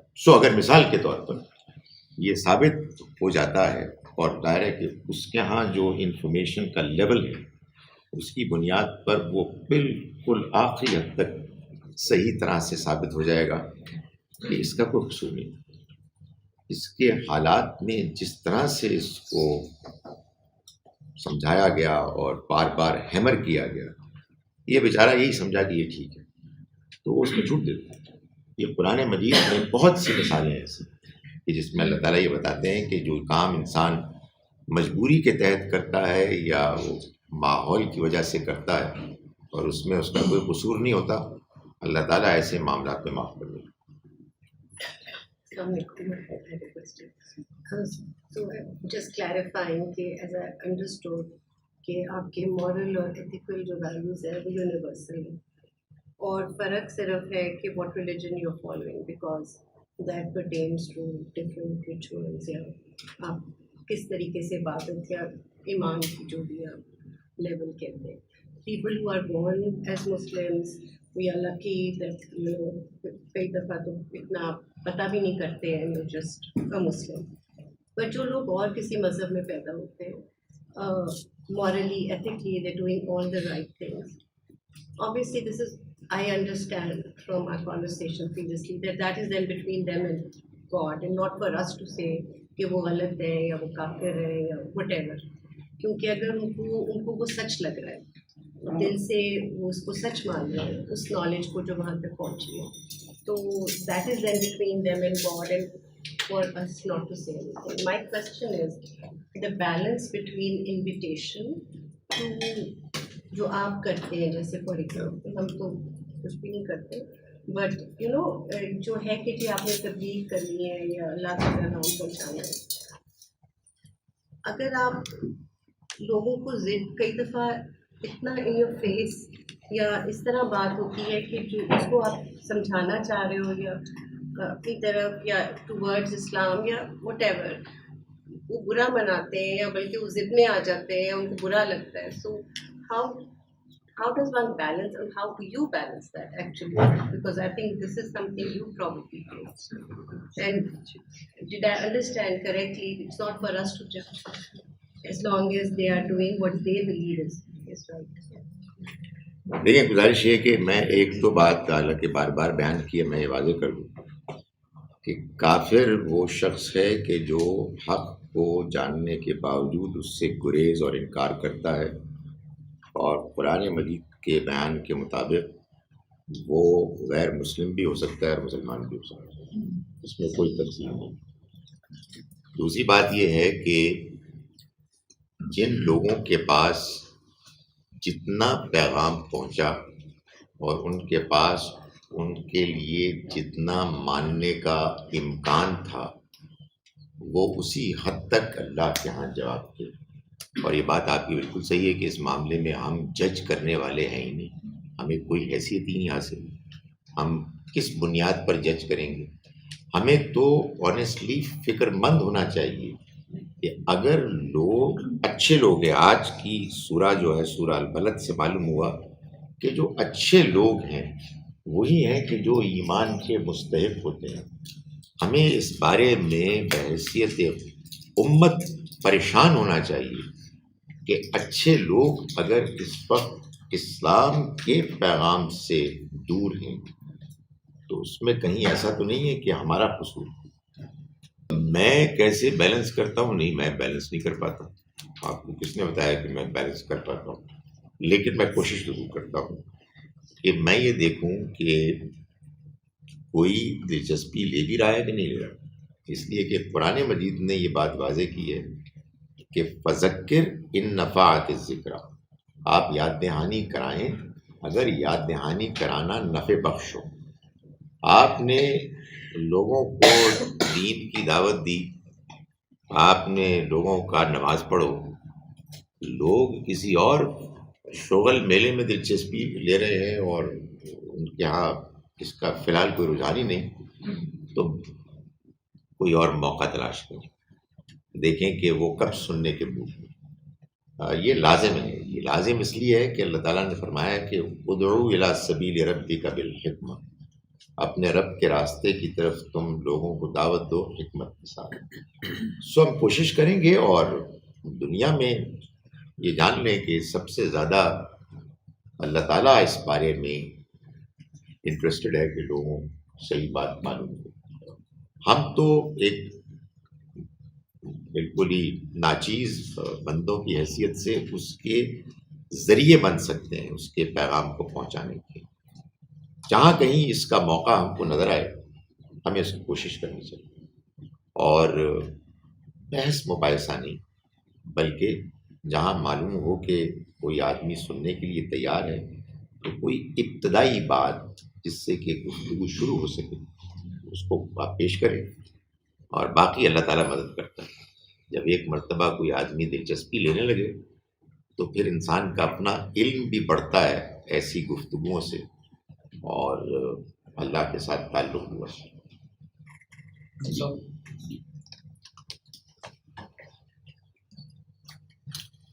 Sir, my question here, let's talk about question. It's ایک انڈرسٹینڈنگ ہے جو میری اپنی میں اس کو شیئر کرنا چاہتا ہوں. ٹھیک ہے، ٹو مائی انڈرسٹینڈنگ ہمارا کل کا اور آج کا جو لیکچر ہے that gives us the basic grounds of a healthy society.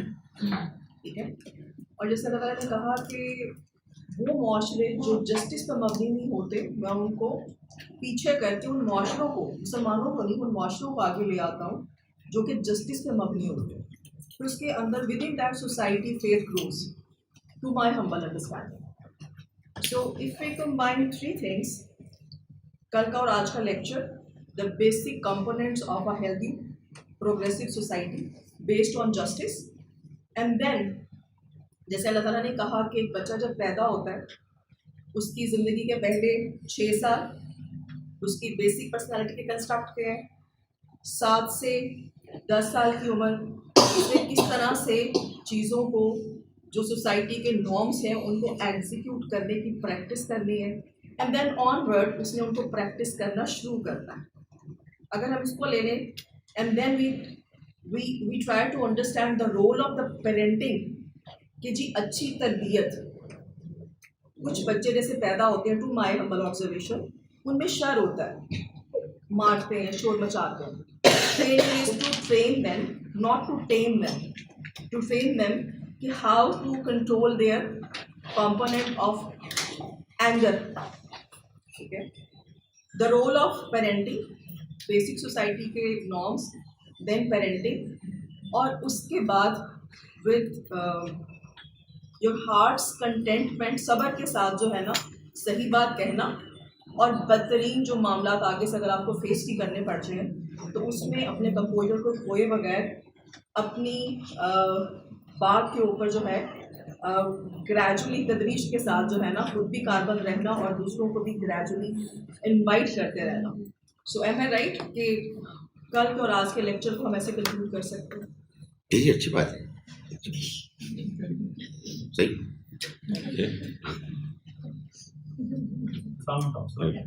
میرا یہ کوشچن پرٹینس ٹو سورہ فجر ہے، جس میں اللہ نے بیان کیا ہے کہ جب آسائش میں انسان ہوتا ہے تو اپنے آپ پہ اتر آتا ہے، اور جب اس پہ مصیبت پڑتی ہے یا کمی آتی ہے تو وہ اللہ پہ قلعہ مانگتا ہے. تو آگے اللہ کو اس کی ریمیڈی پیش کر رہے ہیں کہ مساکین کو کھانا کھلانے کی ترغیب، اور اس سے پہلے یتیم کے ساتھ. اس کی آپس میں بڑا ریلیونس کیسے بنتی ہے ڈاکٹر صاحب؟ اس سے پہلے آج سمود اور فرعون کے بارے میں بتایا گیا، ان کے جو ٹریٹس بالکل ڈفرینٹ تھے، ظالم بھی تھے اور ان میں سب برائیاں بھی پائی جاتی تھیں دنوں میں.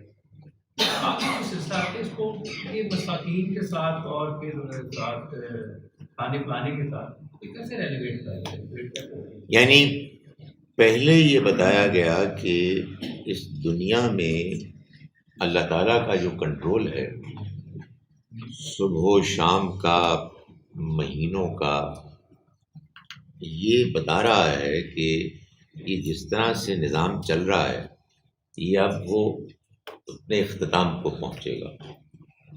آگے تاریخی طور پر اسی بات کو پھر بتایا گیا کہ دنیا میں بھی ایسی اقوام آئیں کہ جنہوں نے ابتدا کی بڑی شان و شوکت تھی ان کی، مگر چونکہ انہوں نے غلط رویہ اختیار کیا تو وہ بھی اپنے انجام کو پہنچے. یعنی یہ قیامت کی طرف سب کچھ بڑھ رہا ہے. یہ دنیا کی زندگی ایک امتحان ہے. اگلی بات یہ کی گئی کہ یہ جو امتحان ہے یہ لوگ اس کو سمجھ نہیں رہے.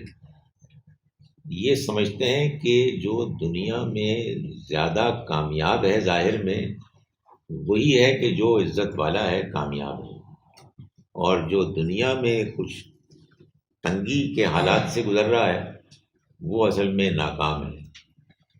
نہیں، یہ بات صحیح نہیں ہے. یہ بات تم کو چونکہ سمجھ میں نہیں آئی ہے اور تم دنیا کو امتحان نہیں سمجھ رہے ہو اور دنیا کو ایک موقع سمجھ رہے ہو کہ تمہیں جو کچھ ملا ہے اس میں تم منمانی کرو، اس کی وجہ سے تم یہ حرکتیں کر رہے ہو کہ وہ یتیم کے جو ایک امتحان کی وجہ سے یتیم تھا اور تم کھاتے پیتے تھے امتحان کی وجہ سے، تم ان کے ساتھ زیادتی کر رہے ہو، ان کی عزت نہیں کر رہے اور ایک دوسرے کو ابھار نہیں رہے ہو کہ ان کو کھلاؤ بھائی، امتحان میں کامیاب ہونا ہے. یہ ہمیں دعوت دے رہے ہیں اپنے وجود سے کہ ہم اپنے رب کے لیے آگے بڑھیں اور جو امتحان اس نے ہمیں دیا ہے اس میں ہم کامیاب ہوں. انہیں نہیں معلوم ہے کہ یہ جو حرکتیں کر رہے ہیں اور دولت اکٹھی کر رہے ہیں، لوٹ مار کر رہے ہیں، یہ سب ختم ہو جائے گا.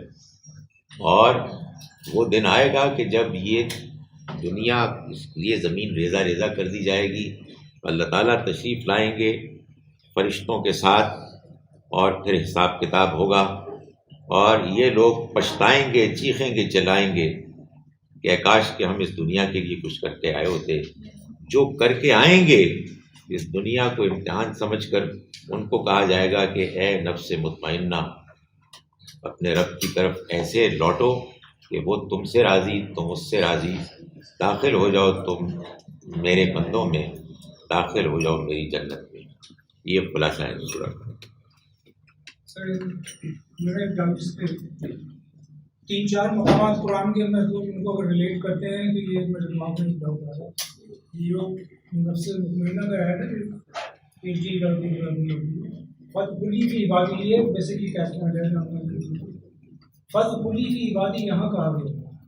ٹھیک ہے، اب آپ ریلیٹ کریں تو اس کو اس پیرائے میں جو کہ سورہ بنی اسرائیل میں اقرا کتاب صفا کے نفس میں جب ہوا تو خود اس چیز کے لیے اپنے آپ ہی گواہ ہو جو تم کچھ کرتے آئے ہو، اور اس سے پہلے کہ یعنی کلّا الزمنا روپی کو چاہے روپی روپی کے تمہارے آباد تو تمہارے گھروں کے اندر بنے ہو، تم خود اپنا حساب کھول کے کر دو. یا پھر متفقین کا سوری جو سورہ انتقام میں والوں جو آتے ہیں شروع میں جن کے نام ہمارے پیچھے سے دیے جائیں گے سمجھ جائیں گے کہ ہم اور کس وجہ سے کہ وہ ہمیشہ اپنے کاموں میں مگن ہوئے. تو اس اور یا سورہ حامیم سجدہ میں بول رہی ہوں کہ جب यौम युशरु अला कुल्लि शैइन दर्जाबंदी हो चुकी है। पॉइंट ये मेरे समझ में नहीं आ रहा है कि जो इन 2-3 मकामात से तो यूँ महसूस होता है कि सब चीज़ें छाट दी गई हैं बिल्कुल क्लैरिटी के साथ। अब जो नफ्स मुतमइन्ना है उसको ये कहा जा रहा है कि भाई तुम मेरे बंदों में दाखिल हो जाओ, तो ये क्या बिल्कुल एक फाइनल वर्डिक्ट है? ये दर्जाबंदियाँ पहले से हो चुकी थी कि भाई ये जहन्नम वाले ये जन्नत वाले, और फिर भी वो जिस तरह होता है इम्तिहान में कभी जब तक फॉर्मल ना आपको रिजल्ट अनाउंस हो जाए या गैजेट ना निकल जाएगा गवर्नमेंट की, उसमें आप बात करो तो नोटिफिकेशन है ये क्या है? देखें, पिछली आयत में अल्लाह ताला ने क़यामत के उस हिस्से को बयान कर दिया कि जिसमें जो नेगेटिव रिजल्ट है वो अनाउंस हो गया, यानी वो पछताएंगे। यानी पछतावा तो उसी वक्त हो सकता है ना कि जब सामने उनको, जैसा कि बयान किया गया, जहन्नुम आ गई, तो उस नेगेटिव रिजल्ट के बाद ये जो पॉजिटिव रिजल्ट वाले लोग हैं, इनका जहाँ से रिजल्ट का आगाज़ हुआ है वो बयान कर दिया, यूँ भी बयान कर दिया और उनका भी बता दिया कि वो कामयाब होंगे, और उनकी कामयाबी की वजह भी बता दी कि वो दुनिया की ज़िंदगी के इम्तिहान में अच्छे और बुरे दोनों हालात में मुतमईन, यूँ समझना चाहिए। आपने कल जो पॉइंट्स बताए थे, जो पुरानी पॉइंट्स हैं, मेरा सवाल ये है कि ये जो अमलियात हैं हमारे दीन की, नमाज, रोज़ा, हज, ज़कात, और जो कल 10 गुनाह थे, अगर हम पूछे प्रायोरिटी में कौन सी चीज़ ज़्यादा इम्पोर्टेंट है? मैंने कल एक दिन थे मिसाल से ये बात बयान की थी कि अगर तो आप उनके छोड़ने की बात करते हैं और आप मुसलमान हैं, तो ये असल में वो कैटेगरी होगी गुनाह की कि जो वादे की खिलाफ वर्जी के ज़िम्न की होगी। मैं और आप मुसलमान बनने के बाद अल्लाह से एक वादा कर चुके हैं कि हम तेरे हुक्म शरीयत की पाबंदी करेंगे। तो हम अपने अब्बा की में से मुसलमान हैं। वो मैं अब्बा जान की तरफ आता हूँ। Let me talk about dad. देखें, वो बिल्कुल ठीक है आपकी बात। वो एक अब अलग मामला है कि आप जिस इम्तिहान में डाले गए हैं उसमें आप एक मुसलमान बकौल आपके अब्बा के बेटे बने हैं, तो इसमें अब आप जिन हालात से गुजर रहे हैं उसके लिहाज से आपसे पूछा जाएगा। मिसाल के तौर पर आपके यहाँ बहुत अच्छी दीन की प्रेजेंटेशन हुई, आपकी फितरत उसकी तरफ अट्रैक्ट हो सकती थी, हो रही थी, मगर आपने उसको रेजिस्ट किया तो आप पकड़े जाएंगे। दूसरी एक पॉसिबिलिटी ये है कि आप मुसलमान पैदा हुए मगर ऐसी पुअर प्रेजेंटेशन थी रिलीजन की कि आपने कहा कि ये क्या अजीब चीज़ है, तो आप दूर हो गए और आप अपनी फितरत के मुताबिक अच्छे काम करने लगे। तो ये तो वहाँ जाकर ही मालूम होगा। मैंने जो बात की थी वो असल में इस असम्पशन पे की थी कि हमने मान लिया कि ये अल्लाह का दीन है, तो अब हज, रोज़ा, नमाज, ज़कात से गुरेज करना मुआहदे की खिलाफ वर्जी है। एक आखिरी बात यह है कि इन तमाम अहकाम की बजावरी में भी अगर कोई उनको सही तरह से इख्तियार करे तो वही स्पिरिट है कि जो इन तमाम 10 गुनाहों या उनके पॉजिटिव पहलुओं से देखा जाए तो 10 किरदार के आला पहलुओं को नुमाया करती है, नमाज भी, रोज़ा भी, हज भी, ज़कात भी। सो दीन के इस आप कहें फॉर्मल पहलू को डिज़ाइन ही ऐसे किया गया है कि आप बेहतर से बेहतर इंसान बने।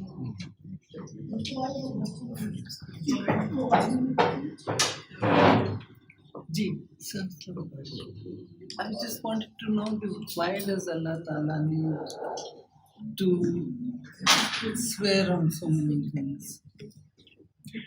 अल्लाह ताला ने जो कस्में खाई हैं कुरान मजीद में वो सारी की सारी इस पहलू से हैं कि जो बात आगे दावे की हैसियत से अल्लाह ताला करते हैं اس دعوے کی دلیل اور ثبوت کے طور پر پیش کرتے ہیں. اس میں بعض اوقات بات کو سمجھنے کے لیے اچھا ہوتا ہے کہ آپ ایک واضح مثال کو سامنے رکھیں. میرے نزدیک اس کی واضح ترین مثال ہے یاسین والقرآن الحکیم انک لمن المرسلین. والقرآن الحکیم، یہ پرحکمت قرآن گواہ ہے اس بات پر کہ اے پیغمبر آپ رسولوں میں سے. تو یہ اصل میں گواہی ہے. میں قسم کھاتا ہوں یعنی پرحکمت قرآن کی کہ آپ رسولوں میں سے ہیں، یعنی میں اس پرحکمت قرآن کو گواہ کے طور پر پیش کرتا ہوں اس دعوے کے لیے، اس کلیم کے لیے کہ آپ رسولوں میں سے. وہ گواہی ہے، وہ ثبوت ہے، اور یہ ایک بڑا شاندار انداز ہے بات کو واضح کرنے. والعصر، وہ زمانہ کے جو پچھلے رسولوں کا گزرا، جس میں رسولوں نے اپنی قوموں کو دعوت دی اور قوم نے جب انکار کیا تو وہ اسی دنیا میں سزا سے دوچار ہوئے. وہ زمانہ اس بات پر گواہ ہے کہ یہ انسان بھی نقصان سے دوچار ہونے والا ہے، یہ جو انکار کرنے والے ہیں. الا الذین آمنوا وعملوا الصالحات. سر بات بات پہ اللہ کی قسم کھانا جائز ہے؟ دیکھیں، میں آنیسٹلی جائز ناجائز والی ووکیبلری کو ٹھیک نہیں سمجھتا. میں جس دنیا کے حصے سے آ رہا ہوں جہاں بہت سے عرب آباد ہیں، وہاں لفظ حرام ایسے بولا جاتا ہے کہ جیسے سانس ہم لیتے ہیں، حرام حرام. میرا خیال ہے ہم یہ کہنا کہ اچھا نہیں. ہم کو بار بار اللہ کی قسم اچھے مسلمان کو نہیں کھانی چاہیے، کیونکہ میں آپ کو بتاؤں کیوں. یہ جو ہے نا، یہ جائز ناجائز یہ اللہ کا پریروگیٹو ہے. یہ جب کسی انسان کے ہاتھ میں آ جاتا ہے تو انسان پھر اس کو ایکسپلائٹ کرتا ہے. پھر آپ دیکھیں کہ وہ مذہبی جو ہے نا تشدد، وہ شروع ہو جاتا ہے. یہ حرام ہے، یہ فلاں ہے، یہ تم نے کیا کیا ہوا ہے، یہ تم کیسی بات کر رہے ہو، یہ تم نے کیا پہنا ہوا ہے. ورڈ سے یار اگر آپ کو کوئی بات پتہ ہے تو تمیز سے بات کریں اور حکمت کے ساتھ سمجھیں. دوسرے کو دھتکارے نہ. پکڑے جاؤ گے تم، مغرور مذہبی مغرور ہونے کی حیثیت سے تم پکڑے جاؤ گے اگر تم نے اس طرح کی حرکتیں کی. سو آرام سے بتائیں کہ بات یہ ہے کہ یار میرے خیال میں یہ بات ایسے، لیٹس ٹاک اباؤٹ. اللہ تعالیٰ کو مجھے لگتا ہے کہ یہ ایسے پسند ہے. سر اگر اسی بات کو تھوڑا سا کنٹینیو کریں سر، موسٹلی جب ڈائلاگ ہوتا ہے نان مسلم کے ساتھ تو the majority of the people are not open to this sort of dialogue where they are willing to listen. The majority of the people are aggressive and they would want the arguments and they would rather fight in order to give their opinion on what they believe is right, maybe this from what you believe. بہت ہی چھوٹی minority ہے which is actively willing to listen. This environment میں it becomes extremely difficult to have. کیا بہتر ہے؟ دیکھیں جی، میں آپ کو یہ بتاؤں کہ یہ جو مذہبی ڈائلاگ ہوتے ہیں نا، یعنی ڈائلاگ سے مراد ڈبیٹ، یہ تقریباً اتنی ہی ایکسائٹنگ چیز ہوتی ہے جتنا فٹ بال میچ یا کوئی کرکٹ میچ ہوتا ہے. دو طرف کے کا کراؤڈ ہوتا ہے، وہ اپنے اپنی ٹیم کو بک اپ کر رہے ہوتے ہیں. اس میں کوئی آدمی حق سمجھنا چاہتا ہے، ہو سکتا ہے، یعنی ایک بونس کے طور پر کسی کو سمجھ میں آ جائے بات، لیکن یہ ماحول ٹھیک نہیں ہوتی. یعنی میں کسی کی، اللہ مجھے بچائے اس بات سے کہ میں کسی کی گفتگو اس لیے سن رہا ہوں کہ جیسے ہی وہ اپنا منہ بند کرے گا میں اس کے اوپر اپنی بات کو برساؤں گا. اس سے تو روکا ہے اللہ نے، مجھے پابند کیا ہے اس بات کا کہ میں دوسرے کی بات کو دھیان سے سنوں اور سمجھنے کی کوشش کروں. اس کے بعد بالکل ممکن ہے کہ 2-4 منٹ کے لیے میں خاموش ہو جاؤں کیونکہ مجھے بات سمجھنی ہے. ڈائلاگ میں تو میں نے تو ایک آدھ مرتبہ کسی سے گفتگو کی، مجھے بہت سارے مسلمان بھائیوں کا میسج آیا، خالد صاحب آپ ڈائلاگ نہ کیا، یہ آپ کے بس کی بات نہیں. اس کی وجہ کہ وہ تو یہ چاہتے ہیں کہ اس نے بات کی ہے تو آپ اس سے زیادہ زوردار بات کریں، اس کا منہ توڑ جواب دیں. آپ نے کیا ڈیلی قسم کی گفتگو کی ہے یار، آپ تو ہمیں شرمندہ کر رہے ہیں. میں نے کہا میں نہیں کروں گا، میری ذمہ داری نہیں بنتی یار. If I can't do it why should I do it. So لیکن یہ بات آپ کی صحیح ہے. انفارچونیٹلی یہ جو ڈائلاگ قسم کی چیز ہے اس میں وہی ہوتا ہے کہ آپ میچ کر رہے ہوتے ہیں اور جیتنے کی اس سے نیت. So I don't find it very useful.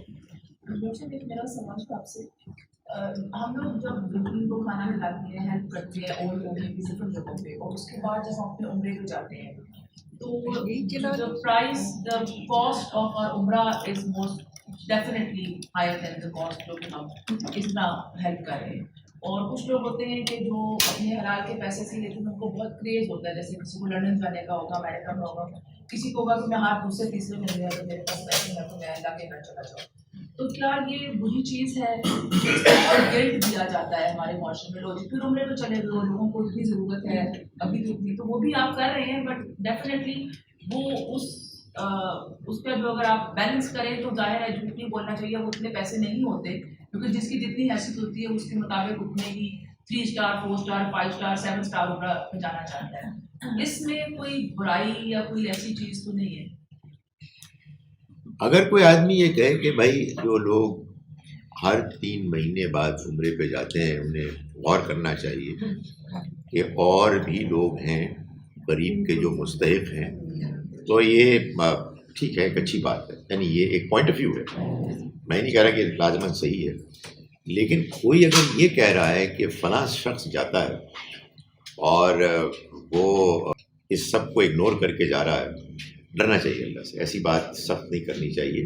یہ بات صحیح ہے کہ ہمیں بیلنس رکھنا چاہیے دونوں چیزوں میں. اللہ کے ساتھ جو ایک ڈائریکٹ تعلق ہے، ایک روحانی، وہ ریوائو ہوتا ہے نو ڈاؤٹ اللہ کے گھر میں جا کر. لیکن بہرحال یہ بات کہ غریب لوگ موجود ہیں اور ان کی بہتری کے لیے بھی ہمیں فکر مند ہونا چاہیے، یہ بھی بہت ضروری چیز ہے. اس میں وہ کیا بیلنس ہے کہ جو بالکل صحیح ہے، میرا خیال ہے اس کو چھوڑ دینا چاہیے. ہم صرف جنرل تلقین کریں کہ ہمیں دونوں کے درمیان ایک اچھا توازن پیدا کرنا چاہیے. ہم سب کو ظاہر ہے کہ اللہ کے ساتھ ایک روحانی تعلق کو مضبوط کرنے کی بھی ضرورت ہے. نماز میں بھی وہ ہو جاتا ہے. ہو سکتا ہے کہ کوئی شخص کہے کہ مجھے کوئی ضرورت نہیں، لیکن اگر کوئی آدمی ہے جو افورڈ کر سکتا ہے، وہ سمجھتا ہے کہ سال میں ایک مرتبہ جا کے میرے اندر اسپرٹ ریوائو ہوتی ہے، تو آپ اس کو روک بھی نہیں سکتے. اس لیے اس کی یہ بات بھی نرم انداز میں کرنی چاہیے. اس لیے کہ جب ہم کسی کو کرٹیسائز کرتے ہیں تو پتہ نہیں صحیح کر رہے ہیں غلط کر رہے ہیں اور بات ہے. ہمارے اندر کی جو نیت ہے کہیں، یا جو جذبہ ہے، وہ کہیں تکبر کی یا اس طرح کی کیٹیگری میں نہ چلا جائے. تو اس میں بھی one needs to be careful. جذبہ کیا ہے، آپ اس کو کیوں کنڈیم کر رہے ہیں؟ یہ ضرور کہیں کہ میرا خیال ہے کہ دونوں میں بیلنس تو ہونا چاہیے.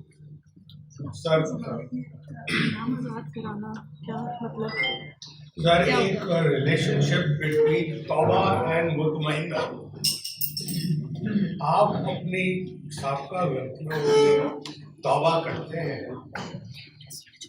تو آپ ہو جاتے ہیں، جو مطمئن ہو جاتے ہیں، از دیٹ این انڈیکیشن کہ آپ you are on the right path? اور جو مطمئن نہیں ہوتے ہیں ان کا کیا فائدہ؟ اجے مجھ سے 2 سوال کیے گئے ہیں اور اب نماز کا ٹائم ہونے والا ہے. یہ دیکھنا، یہ اپنے کنٹرول میں جب مائک ہو تو کتنا فائدہ ہوتا ہے. اس سے پہلے یار وہ 2 منٹ میں ہو جائے گا، ڈونٹ وری.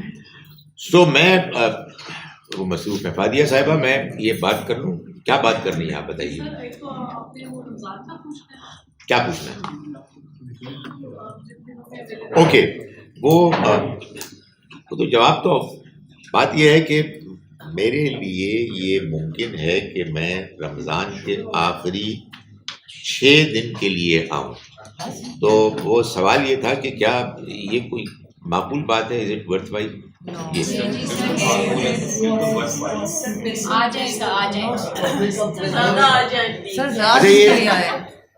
وہ والا سوال ہے کہ جو سازش کے تحت ڈیزائن ہی ایسے کیا گیا ہے، اس میں دوسرے کے جواب کی گنجائش پہلے ہی طے تھا.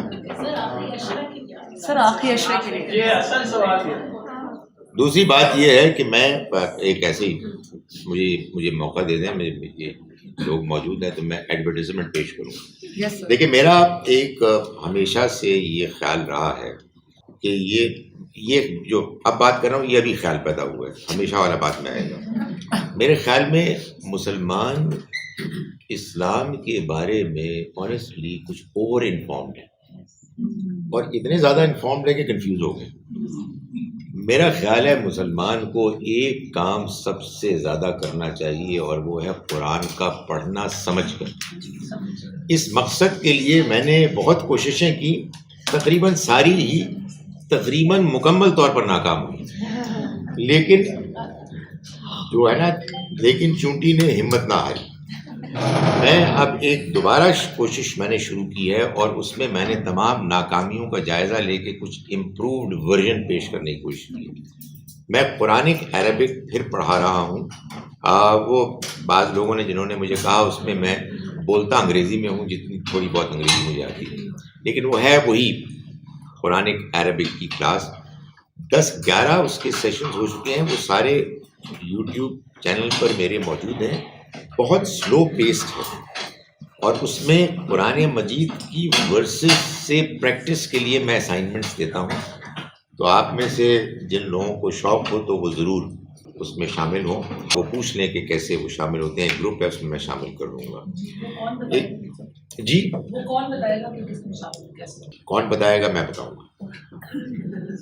میں کیسے بتاؤں گا یہ بھی ایک سب. آپ میرا اگر نمبر ہونا اس میں بھیج دیں مجھے. میں نے بھیجا تھا، آپ نے جواب تو پھر آپ مجھے نہ بھیجیں، میں تو بڑا انریلائبل آدمی ہوں. گروپ میں یو رائٹ، مین گروپ میں بھیج دیں. مین گروپ میں بھیجے سر. اوکے، آپ کو بھیج دیں، مین گروپ میں بھیج دیں.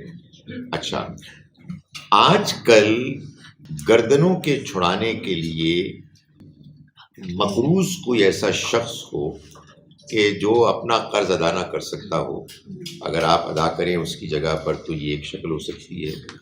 بعض مجھے بتایا گیا ہے کہ قیدی ایسے ہوتے ہیں جو صرف اس وجہ سے قید ہیں کہ وہ پیسے نہیں دے سکتے، اور کو بہت زیادہ رقم بھی نہیں ہوتی وہ. تو یہ واقعی گردنیں چھڑانے کا ایک بڑا ہی آج کے دور کا ایک طریقہ ہے. اور بھی ہو سکتے ہیں، جہاں کہیں بھی آپ لوگوں کو جو دبے ہوئے ہیں ان کو نکالیں پیسے دے کر اور آزاد کر دیں صحیح معنوں میں. تو یہ دیکھیں، توبہ کی انڈیکیشن یقیناً یہ ہے اس کی قبولیت کی کہ آپ نے جو گناہ کیا تھا